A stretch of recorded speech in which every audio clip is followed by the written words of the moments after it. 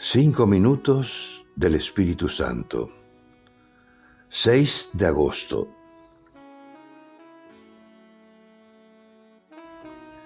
Ven, Espíritu Santo, aplaca todo lo que da vueltas dentro de mí y enséñame a detenerme. No dejes que viva las cosas superficialmente, con esa prisa que me hace daño, con esa inquietud que no me permite disfrutar de lo que me regalas. Mira esa fiebre interior que a veces me atormenta. Calma, serena, aplaca esa carrera loca que hay dentro de mí. Ven, Espíritu Santo.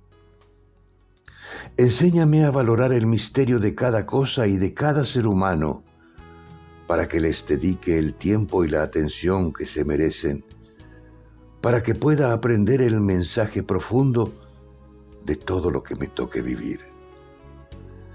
Ven, Espíritu Santo, a derramar tu dulce calma en todo mi ser. Amén.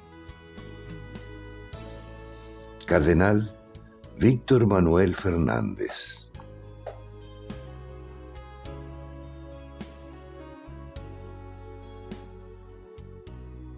¿Te gustó el video? Danos un like, un dedito hacia arriba, porque te gustó. Entonces podés suscribirte al canal y tocar la campanilla, así recibirás nuestras notificaciones.